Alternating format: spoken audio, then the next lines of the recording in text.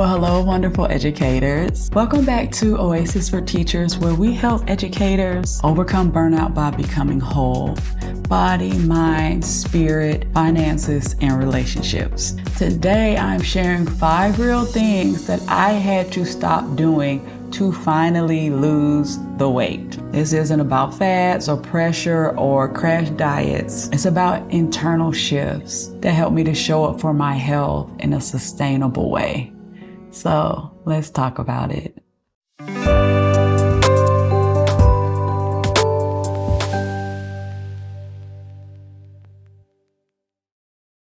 So if you're on a wellness journey too, don't forget to like and subscribe to this video. Let's take this path or this journey together.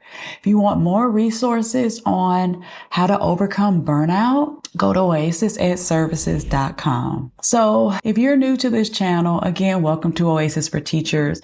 Maybe you haven't seen any of my weight loss videos from before, but a couple of years ago, I got to the heaviest that I had ever gotten, and I have lost over 70 pounds. And throughout the past year, I have maintained that weight loss. But I had to finally make some shifts. There were actually 5 things that I did that helped me to finally lose the weight and to keep it off. So the first thing that I did is I stopped trying to do it alone. For the longest time, I thought I could do it on my own. I thought I had the willpower. I can do this.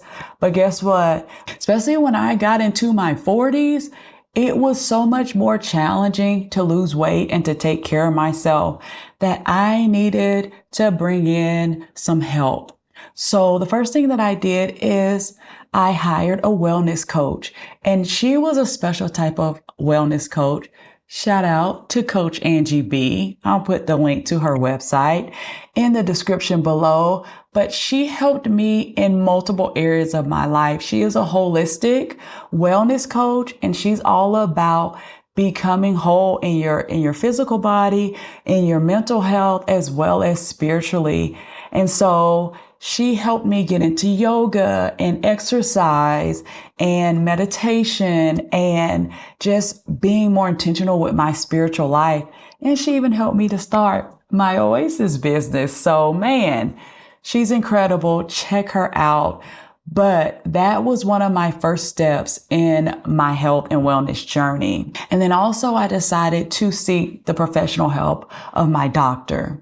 And that included using weight loss medication. So I started taking Zepbound, and that just accelerated. It accelerated my weight loss. I suggest that you speak to a doctor, but man, weight loss medication absolutely changed my life and my weight loss journey. So I'm all about it. But as always, check with your doctor. You gotta get their opinion on if that's right for you. All right, here's another thing that I stopped doing in order to get that weight off. I stopped neglecting self-care. Being intentional with self-care has absolutely changed my life. So my weight gain, it wasn't just about food. It was about neglect, honestly. I was skipping meals. I was running on caffeine. I was barely sleeping. I was burnt out. And when I started showing myself basic self-care, sleeping, drinking water, resting, taking care of myself, body, mind, and spirit, my body finally felt safe enough that it could change. So losing weight started with me honoring those needs, because self-care, it's not a priority. It's not a luxury. It is a necessity. Here's the third thing I stopped doing. I stopped obsessing about the scale. Now, I still weigh myself every day. I'm just saying I do that. Now, you might not want to do that, but I do. It helps me to kind of see where I am in my weight, but I don't just use that one number as just the end all and be all of my weight loss or my maintenance. And the cool thing was, honestly, with the weight loss medication, when I started on the weight loss medication, the scale always went down. It didn't go up until I went into my maintenance phase. And from there, I just balanced. But I stay within the same 5 pound range. And so I just keep the scale. I get on the scale every morning to kind of balance where I am to make sure I'm not gaining or I'm not losing more than what I should, because I'm in that maintenance phase. So, but I stopped obsessing about it. And if I gained a couple of pounds or if I lost here and there, it wasn't the end all and be all and caused me to spiral. I started looking also at how are my clothes fitting? How do I look in pictures? How do I move? How do I feel? Yeah, because the scale doesn't tell the full story. Also with me working out, the muscles coming on, I'm excited about that. But I stopped obsessing over the number and started looking at other things, and I celebrated those wins. All right, here's the fourth thing I stopped doing. I stopped trying to be perfect, or at least I tried to stop. This is a lifelong journey. It's a process. Who are you to judge me? Anywho, I used to think it had to be like all or nothing. I wanted to do the meal prep. I wanted to make sure I was working out every day. I wasn't making any mistakes. I still deal with perfectionism, but to know it doesn't have to be perfect. Man, sometimes my yoga practice looks a hot mess. My meditation time, my mind is all over the place and I can't focus, or I'm trying to pray and my mind is going all over the place. That's okay. It doesn't have to be perfect. Guess what? I showed up, and that's what counts. Keep showing up for yourself, even when it's not perfect. Celebrate the fact that you're showing up for yourself. That's a win, y'all, because progress is better than perfect. Perfect will never happen. Not on this side of the grave. All right. And the last thing that I stopped doing was skipping sleep. Wow. I used to think that working out or moving was the foundation of health. I thought that what you ate was the foundation of health. Water was the foundation of health.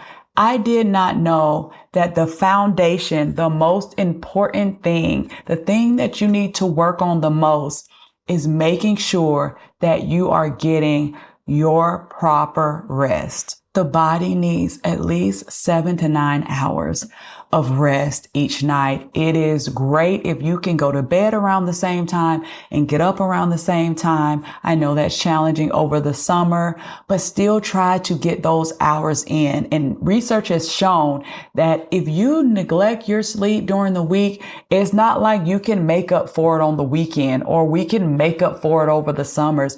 You're going to have to constantly work on getting the proper amount of sleep, because it's going to be challenging. It's going to be challenging to eat the right thing. It's going to be challenging to lose weight. It's going to be challenging to mentally focus and to have those loving relationships. Because man, when I don't sleep like I need to, you're talking about cranky. It's not good for my relationships or my students. My students called that the other Miss Waters. And sometimes the other Miss Waters would come out, especially when I was tired. So make sure that you're getting your proper rest. You need that proper rest to even help with your weight loss. So sleep now for me, non-negotiable. My body functions better. It helps with the cravings. And I just have energy to move and to think more clearly. So to help with this, try to have a wind down routine at night, dimming the lights. You can have an alarm clock to wake up at a certain time every day. But as best you can, try to have a sleep routine and a beautiful sleep environment that is conducive to a good night's sleep. You can check out my other videos on sleep to help you with that. We'll put them in the description below. If you are on this weight loss journey, you are not alone, and it is not easy. Woo! It is not easy. And so you might not have to do more. It might need to be something that you need to stop doing. Stop doing those things that no longer serve you.